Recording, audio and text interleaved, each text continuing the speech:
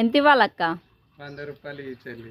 అమ్మ 100 రూపాయలు ఇవ్వక్క, మేమే కూలి చేసుకుంటుంటాం కదక్క. ప్రేమతో ఈ చెల్లి, నీ ప్రేమతో 50 ఇస్తావా 100 ఇస్తావా, అది నాది ప్రేమ అంతే.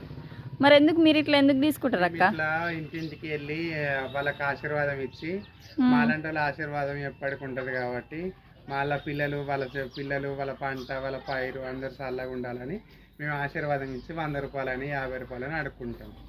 ఇచ్చినంత తీసుకుంటారా లేకపోతే అంత కావాలి ఇంత కావాలంటారా అక్క? ఇచ్చినంతే తీసుకుంటాం, ప్రేమతో తీసుకుంటాం. మేము ప్రేమతో ఇవ్వండి చెల్లి అక్క అమ్మ అని అడుగుతాం. ప్రేమతో తీసుకుంటారు. ప్రేమతో తీసుకుంటాం. ఎక్కడి నుండి వచ్చిరు అక్క? మేము గుట్ట నుండి వచ్చినాం. ఎక్కడ గుట్ట? యాదగిరి గుట్ట. యాదగిరి గుట్టలో నివసిస్తాం మేము. ఎక్కడ ఉంటారు అక్క? మేము Yadagiri Gutta BC colony. BC కాలనీలో ఉంటారా? షాప్లలో గిట్ట వెళ్తారు కదా? షాప్లలో కూడా అడుగుతారు, మా చిన్న వాళ్ళు అడుగుతారు. మేము ఇంట్లో ఇక్కడ గృహ ప్రవేశాలకు వెళ్తాం, షాప్ ఓపెనింగ్ లకి వెళ్తాం. అవునవును, ఓపెనింగ్ అంటే మీ చేత ఓపెన్ చేస్తే బాగా. చేత 1 రూపాయి ఇస్తే వాళ్ళకి మంచి జరుగుతుందని వాళ్ళ అభిప్రాయం. మరి అక్కడ ఇస్తేనేమో మంచి జరుగుతుంది, మరి ఇక్కడ ఎందుకు అడుక్కుంటారు? ఇక్కడ ఎందుకంటే మేము భిక్షటన చేసుకుంటేనే మా జీవనోపాధి గడుస్తుందిరా. ఓకే అక్క, సరే. మా పిల్లల్ని మమ్మల్ని మంచి ఆశీర్వదించి వెళ్ళండి అక్క. ఎప్పుడు చల్లగా ఉండాలని ఆ దేవుని మనస్ఫూర్తిగా కోరుకుంటున్నాం.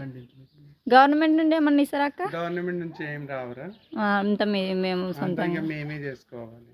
ఓకే అక్క.